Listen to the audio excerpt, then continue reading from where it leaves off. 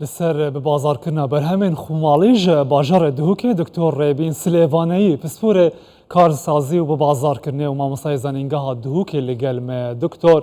دم باش و سپاس بو آماده بونا و جه برهمین خومالین کردستانی را روش بو روش درین بازار جهان زیدتر بد بندن افخواد جی روش بو روش بازار زیدتر فستیوال زیدتر بو ناساندن و بازار کرنا آن بد بن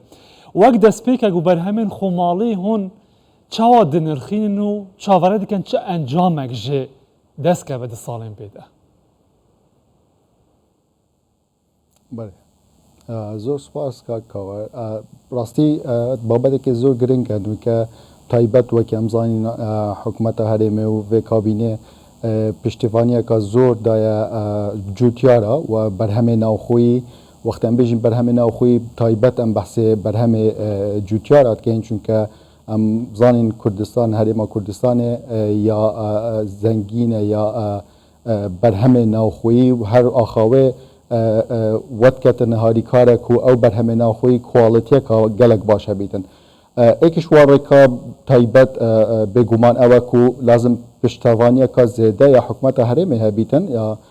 چه حکمت هرمه چه حکمت محلی هبن بو وان برهم ناوخویی اول هر باجره کی تینا بجن درست کرن چونکه تویش نیکا چیه بر بازاری و اف برهم ناوخویی نه دیاره نه خلکی آن کریار وی برهمی نانیاسیتن حتی او برهمه آن کریار وی برهمی نیاسیتن پشتوانی اک بدویتن دعمک بدویتن او انکه ام بینین حکمت هرم همیشه و سپورت جوتیاری کت و برهناری کتن اوت و برهنان بشین پرودکت یان برهم خومالی داد کن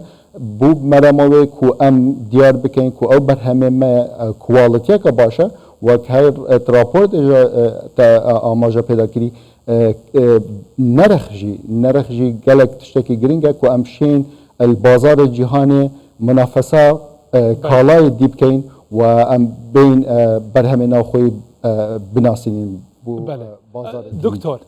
چه جوتیار بیان هر برهمینر کارک و تشتکی دن به برهمک دن به او بخوا چل سروانه چه ریبازه که دی و ریکان نیه سردمیانه که برهم خواه نشام ده برین دروز با آوائه که جی برهم بینه که بازاره که باجی را پیدا بکه دست ویدا نمینه بله طبعا ببازار کردن هکم بین وک زانسته که بری 110 ساله یبویا وک زانسته که هات یعنی بهینگه تشتک نبو بناوه ببازار کردن مارکتینگ اوجی بوهند ود گرید چونکه کالای زیده بون سر است جهانه و تکنولوژیا هاتا پیش و ولی که برهمهنان کالای زیادتر بید تو وقتا که کم دا و جا وقتا کالا زیادتر بن بزنس زیادتر بن لازم بزنس سر اساس هر برهمک آن برهمهنرک سر اساس به بازار کردن بشید با بهترین کریارا نزدیک خو کتن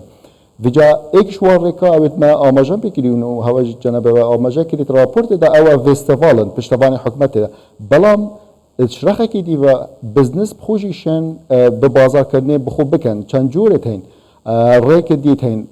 ام نشیم بجین وکی مثلا جوتیارک برهم خوبینیتن او شد به بازار کرد بلکو شیطن گهتا دست کمپانیه که آن گهتا دست هنده کسی دی یعنی لازم هنده کس هبن نوکه به بازار کردن یا بوی زانستک هر کسی که هر و برهنره که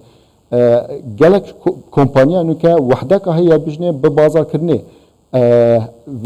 ویره وقتی هم بحث کمپانی و برهمه ناخوید کن به بازار کردن وقت زانست لازم بیتا تطبیق کردن چون که به بازار کردن وقتی ما گوتی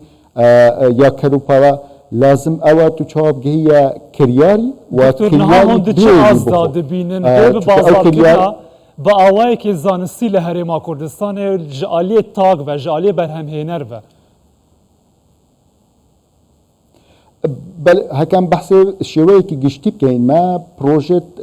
پروژه کارسازی تین پروژه بچیک اوت بچیک بجنه ام پروژه کارسازی تا حد که اوت بواره تکنولوژیا دا شد کن اوت بواره سرویس دا شد کن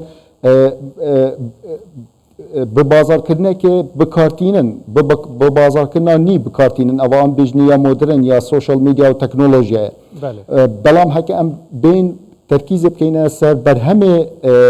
ناخوي يكشتو كالي طبعا اوجي امشين بالديجيتال كرني وببازار كرنا ديجيتال بكار بينين بلام افا حكمتت كتن هنگاوكا بترا بو سابورت كرتنوا بجا هكام شويكي گشتي بحث كين بزنس الكردستاني اسحدا حدا كيشن بجن ببازار كرني بيچك تيكليه كهي ببازارکردنی گل فرشتنه هندک بزنس وسطت گهن هکا فرشتن زیادتر بو اوه ببازارکردنه فروش زیاد کردن فروشتنی ایکش نتیجه ببازارکردن کالایه وقت ببازارکردن چمکه که فراوانتره بو ناساندن کالای بکریاری